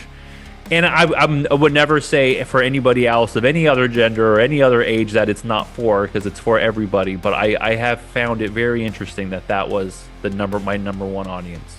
Because it can be healing. It could be, even part of the conversation like we had, or your previous episodes, there could be something that resonates with somebody so deeply that it changes. You know what I mean? And I think that's one thing that needs to be, put on the forefront of everything. I did have a question referencing something that you talked about way at the beginning. Yeah. You talked about your diagnosis. Do you have bipolar 1 or 2? 2. Okay. My wife has that. Do you do medication for it, or are you just doing therapy? I honestly don't even really do therapy that much. Honestly, this diagnosis is one of the things that sparked this podcast. I needed to get out my emotions. I needed to get it out. And music saved my life. And I'm like, okay, how can I talk about these issues and these problems? And because so I actually had a situation with alcohol, and that I wanted to end my life, and I attempted, and in the hospital and everything. And what really got me to snap out of things was music and reading the lyrics and just feeling connected with it. And that's what got me on this whole self-evaluation, self-realization thing, and acknowledging that I did have this condition, because for a long time I fought it off. I'm like, I don't have that, I don't have it, I don't have it. But when it came to just like acknowledging it and embracing it almost, and then using it in a way to, you know, talk about music and to get it out, it just felt like it just kind of all aligned together. But like when you talk about you went through something with alcohol in your life, I'm just like, man, that's my story too. I did the exact same thing, but it's led me to this podcast and talking about mental health. And for you, it led you to your music and talking about it through your lyrics. And I think it's so dope that we have this outlet in the arts and in music to be able to talk about these things, because it's hard to talk to a therapist sometimes, especially someone who you know doesn't really understand you. And like, I'm like, dude, I went through what you went through. Dawn of the Dead is one of my favorite horror movies. You know, I see Lost Boys over there. I'm from the Bay Area, so I spent a lot of time in Santa Cruz where they shot it. So I remember walking the train tracks. So I'm like, these are the Lost Boys sound train tracks. So I'm just like, I get you, I understand you, and we're on the same kind of get each other. And I feel like that's what's really working in this community, and that's why the podcast is kind of blowing up the way it is, because people need this. Yeah, definitely. I think, you know, and I appreciate you for what you do, man. It takes a lot. It takes a lot for you to put yourself out there, and it takes a lot to, you know, I don't know how you found our music or how it even showed up for you, but you know, thank you so much for reaching out. You know, we're always down to do stuff like this, and I'm really stoked for you and Fernando to do it cool. Like, yeah. If you guys broke down, because like I have the lyrical content for myself for what Flowers means to me. Fernando has its own interpretation, and I'd like to hear you guys go back and forth without me telling you guys what it is. Oh, sure. Yeah, no, I would love to pick his brain more. So I'm definitely going to be reaching out to him after this. That would be cool. Like, I think that would be really, really awesome. I think now he's there. For a while, he wasn't really on social media very much. Like, normally it's me that does all the social for UTA. But he's starting to kind of become more acclimated to being on cam and stuff. And I think that it's awesome because people can see just that, you know, it's not just me, you know, it's not just me. We're doing stuff constantly. Because he's a brilliant, brilliant human being, and I'll the guy to death. So what does 2026 look like for Until the Avalanche? What is coming up? What can you hype up in this episode to we can't really, I can't drop a lot. There are a lot of things. So definitely, I can tell you this much: summer, the complete EP will be released. It'll include the 2 singles, so Flowers and Deadweight. There's also going to be some other additional songs on there. I think that I'm going to hold off releasing the 3rd part of that trilogy until the 2nd EP that we release, which will most likely be towards the back half of the year. Okay. The reason why it's split the way it is right now, and we haven't had a chance to record any other material at this point, or not record because we have recorded, to release it, is because Mark was on tour. And so I honestly, I'm not going to pull from him doing what he's doing. Yeah, definitely. I want him to, you know, get home, decompress, relax, because being on the go nonstop, playing 2-3 shows a night with Trans-Siberian Orchestra for the last month and a half, 2 months, like, yeah, that's brutal. So give him some time. Just from hearing your story, it seems like the way that this band and this music is all working out is seems like it happens when it's supposed to. It's weird. What's even weirder is, so when we talked about the re-release of Malevolent Eyes, so within that first year that I was diagnosed and they had only given me a year, I decided that I wanted to re-release it because I didn't feel like it got the recognition it deserved. I released it or we re-released it in June or July of 2023. The beginning of August, on TikTok was, because like I said, TikTok took it and ran with it. I don't know how it happened. We are so fortunate that it did the way that it did, because I didn't expect it. Nobody expected it.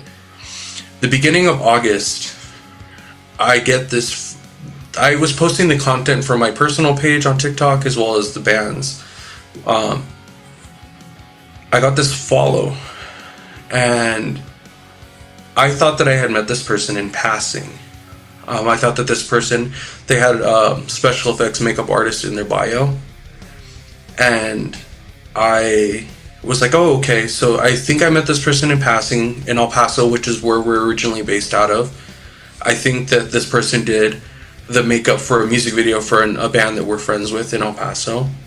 And so I followed the person back and I waved on TikTok. Just, hey. Didn't expect anything. The next day I get a wave back and I respond and I'm like, hey, what's up? Right after this interaction, I get a follow on the band's page from this person. I sent her a message and I'm like, hey, what's up? She ghosts me for a day. She comes back and talks to me. That person was my wife. I met my wife because of my music. Not everything that happens with UT. Like, everything that happens is just super, like you said, everything falls into place. And this just shows she didn't even live here. She actually lived in Arkansas. She found our music on TikTok, followed my personal page. We hit it off. 4 months later, she moved down here. Wow. And we've been together ever since. Like, I think the how raw, vulnerable, and how everything kind of came out is just, it's changing a lot of things for us. I feel like putting out art and putting out certain words and certain vibes is manifesting. Yeah. You know, like, I feel like, I don't know. I mean, this is a stretch, but maybe, you know, somehow in some way, all of this has just been manifested and working out the way it's supposed to, and it feels bigger than the song. And I think that you know, some little things here and there is what makes me, what kind of takes me to a biblical, spiritual, manifesting place with these lyrics. I feel like there's something deeper, maybe you even realize in this music and the way that you guys are doing it and the time you're doing it and how it's all working out. It seems like there's something bigger there. How did you find our stuff? I'm going to be honest with you, I don't remember. Okay. I like to, whenever I book a band, I like to look at who they follow and try to figure out who matches that, who kind of, you know, who is in that same style and who is, you know, who's doing something I think is pretty cool. And it had to have been one of those ways. I think there was probably someone who follows you or that you're following that I interviewed at some point, and just kind of happened that way. But it was just through mutual people on Instagram. There's a band, I don't know if you've interviewed them. They're actually from New York. The lead singer is really, really cool. Her name's Jordan. She sings for a band called 9 Lives. Yeah, okay. Yeah, I've been chatting with them. I don't remember where we're at with that right now, but I know exactly what you're talking about, and I'm connected with them. So maybe that was it. It might have been them, because now that you mentioned New York, I think that one of the few, them, and there's another band, I think they're based out in New York too, Resist the Temptation. Can't say I'm familiar with them. But yeah, 9 Lives we met them on TikTok. We met all of the people on TikTok. So a lot of the bands that help spread our stuff are just like TikTok. You know what I mean? Yeah, that might have. I mean, that sounds about right. Because after they agreed to do the podcast, I'm like, sick. Who else are they following? Who else follows them? Who else can I bring on this thing? Yeah, Jordan is awesome. That band is Cool. so talented. Another artist I think that it would be really interesting to have you link up with is Izzy Rain. She's a solo artist. Okay. She just did a song called I actually just posted it on our TikTok. Broken by Design. Broken. Okay. Yeah, I want to start branching out and having more females on the podcast. I out of so far we have 40 done now, but we have 30 something now. Anyway, but I think out of the 40, I have 4 women on there. Everybody else are just angry dudes, letting it out. But like those have been some of my favorite episodes that I've done. Are the ones with the women. They just bring a totally different mindset too, and they're great episodes. Yeah, it's interesting to hear, like, you know what I mean, and it's cool because that community of people, like those artists that I just listed, as well as all the other artists that we promote and help push their stuff on TikTok, like that community is so fucking awesome. It is. Like, it's so refreshing because they see how hard we're striving to do stuff, and we know what it's like to be like in their position too, and like just being able to feed off of each other, bounce ideas off of each other, being able to do all of that. It just, that sense of community is just so wonderful. So when are you playing a show out in New York then? When are you going to come open up for our friends over here? So I will tell you this much: with the EP that's going to hit in the summer, we will be doing most likely a Texas run. Do you know the band Lift the Curse from Texas?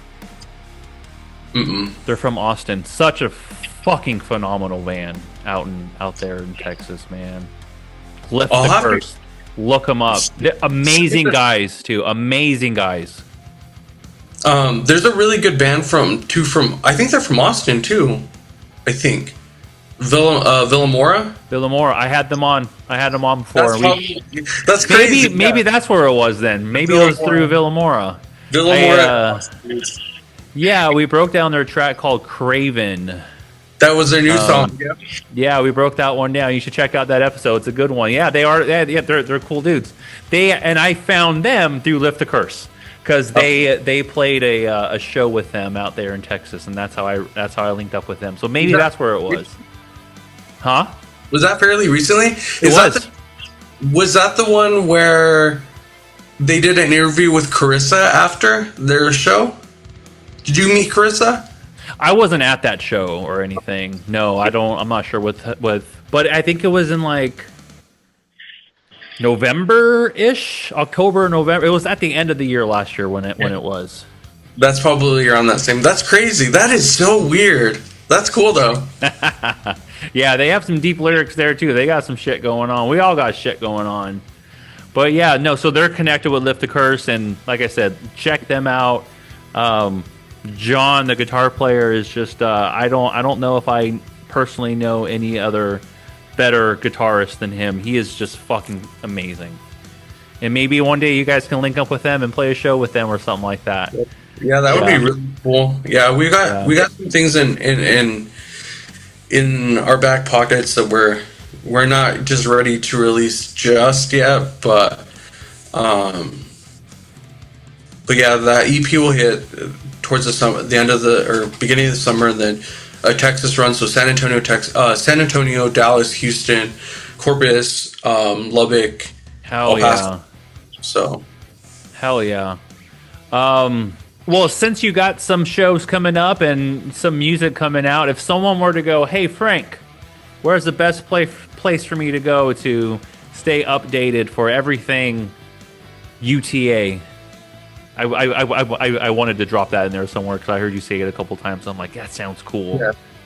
Where would you tell them to go? Where's the number one place, or just where? How would you answer that? Any of our socials have links to like our link tree, which has everything. It's got our Instagram. TikTok is like the main one that I'm normally on pushing because I go live on TikTok a lot. Oh, okay, cool. So when I do live on TikToks, I promote other bands too, which is how I met like Villamora, how I met all those guys. Is I go live and I'll just play a bunch of unsigned band stuff and just sit there and just chit chat. Cool. And push their stuff out. TikTok is the one that's the easiest. Instagram. Instagram is a little bit more difficult. I just recycle a lot of the stuff I post on TikTok on Insta.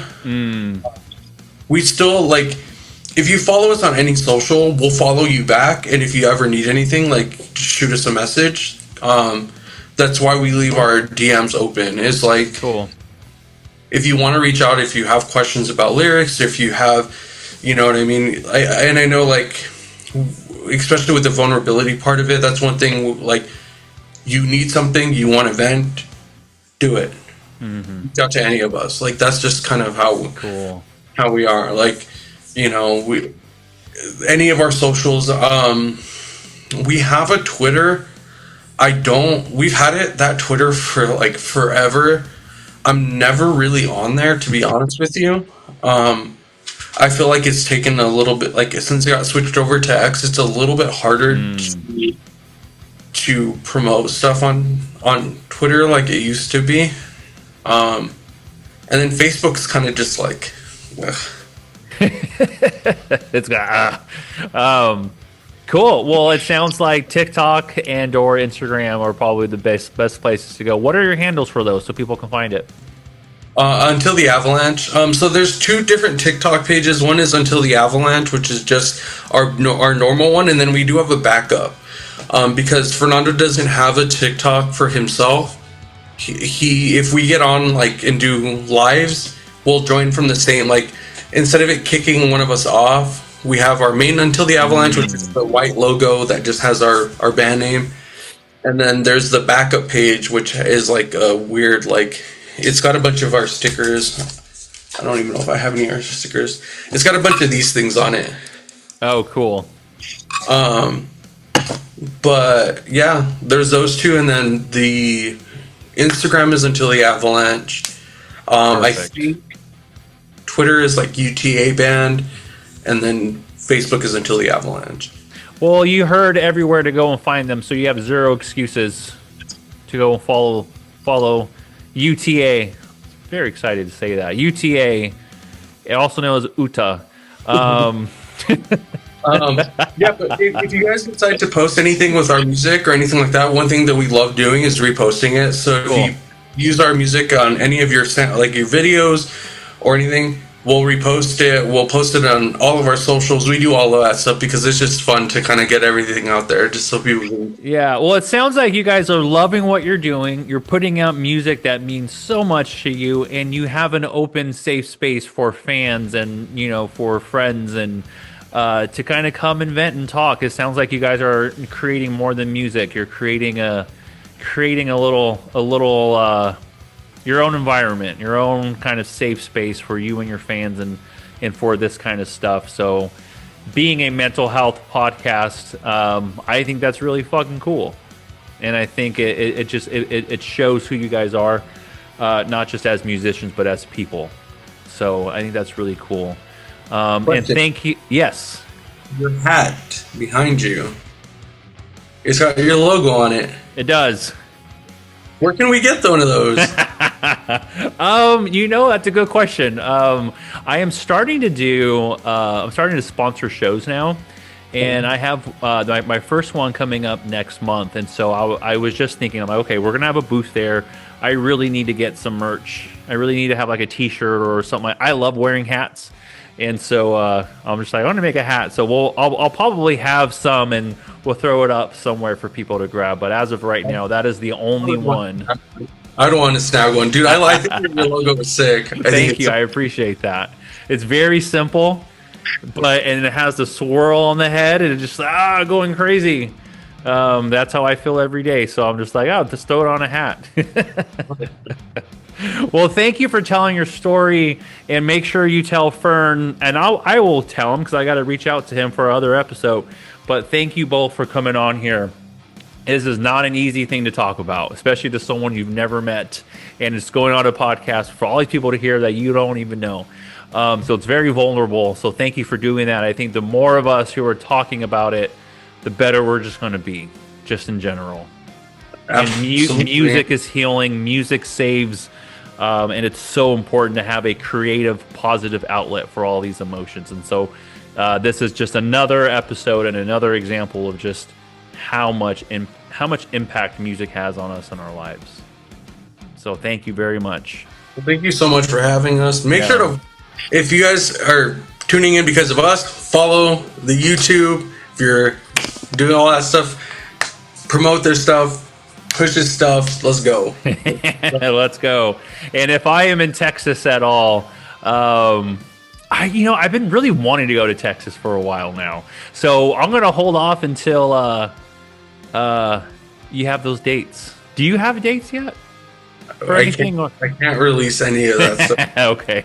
Well, I'll keep an eye out for it. And that's just another reason to go and follow Until the Avalanche on their socials. And so we can all hang out and be in a pit for Deadweight one day. Let's do it. Send my love to your wife. I know what she's going through. It's not an easy thing. But she's not alone. Neither one of us are. Well, I hope you have a good night and stay safe. If you guys need anything, reach out to us, reach out to him, and let's just keep it going. Stay positive, stay up.